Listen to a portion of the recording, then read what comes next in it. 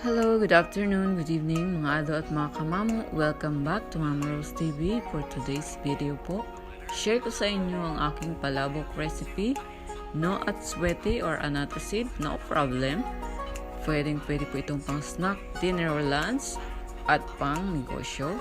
Ready na kayo? Tara, let's go!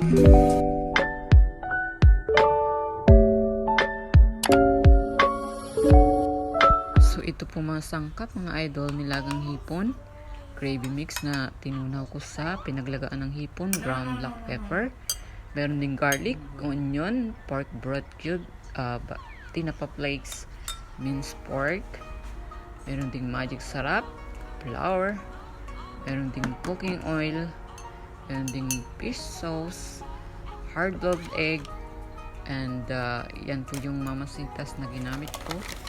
So, palabok oriental gravy mix. So, kung wala kayong anatasid or atswete, ay pwede na po yan. So, yan, pwede rin po kayong gumamit ng ibang brand. So, hindi mawawala ang chicharon. Sa palabok ng test ko ay binabad ko siya ng 10 minutes. Pinakuluan ko ng 30 minutes at another 20 minutes siya nakababad bago ko siya i-drain. So ayan, mga idol mga kamamo, nagpainit na po tayo ng ating kawali. Ngayon naman ay maglalagay tayo ng mga 3 tablespoon of cooking oil. So kapag mainit ang ating egg, lagyan natin ang ating garlic. So ayan mga kamamo, habang hinihintay po natin na maging golden brown siya, ay tuloy-tuloy lang po tayo sa ating pag or pag saute. So ayan mga idol na kamamo, golden brown siya. Pwede na po natin isunod ang ating onion or sibuyas. So ayan mga idol na kamamo, halo ulit hanggang sa maging transparent ang ating sibuyas. So ayan mga idol at mga kamamo, ilalagay ko na po ang aking 1/2 kilos of pork giniling. So ang ginamit ko po palang palabok molars ay yung super cute isang pack. Kaya medyo dinagdagan ko yung aking pork. Pwede rin naman kung damihan na lang ay yung oriental gravy mix na mas ng palabok.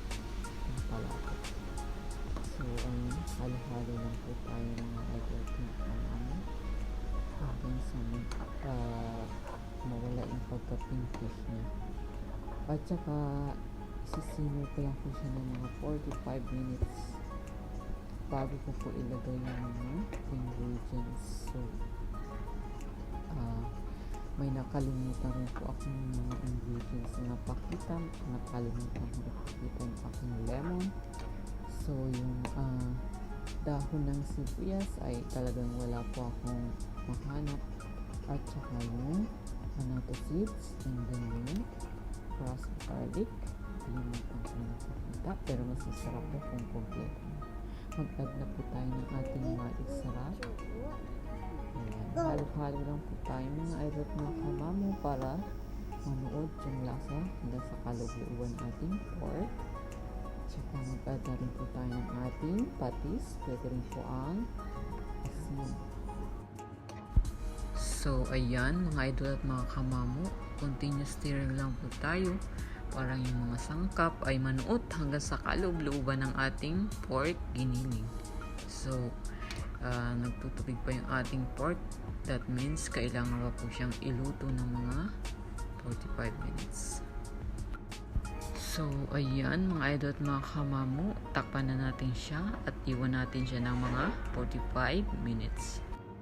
So, after 45 minutes mga idol at mga kamamo ay buksan natin siya. Ayan na po yung itsura ng ating giniling, nag-dry na. So, that means pwede na po nating isunod ang ating mga iba pang mga sangkap tulad ng tinapa flakes.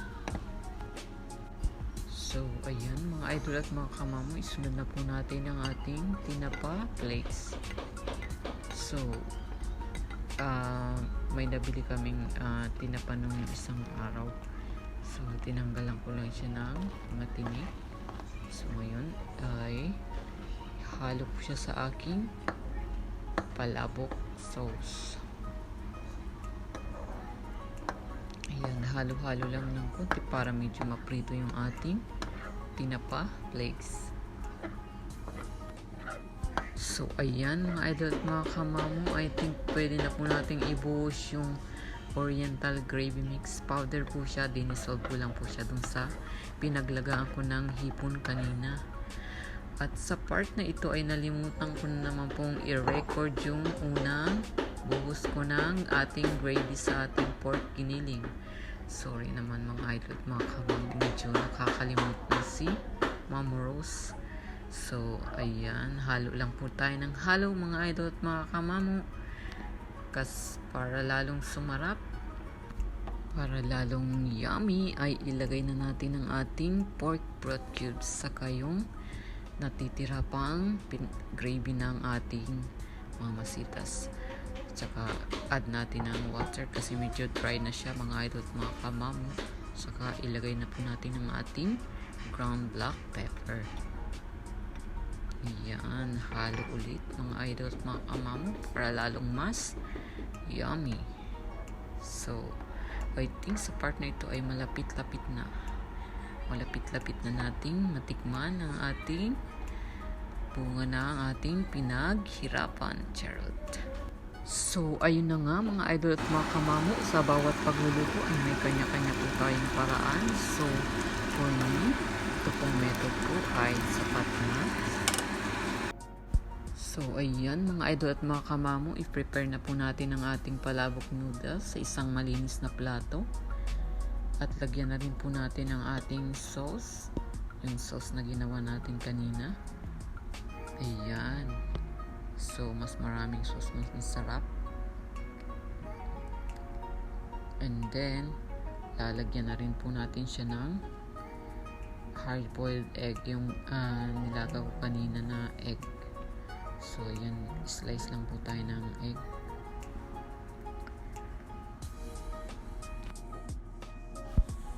So, ayan mga idol at mga kamamo, isunod na rin po natin ang ating nilagang hipon, yung nilaga natin kanina.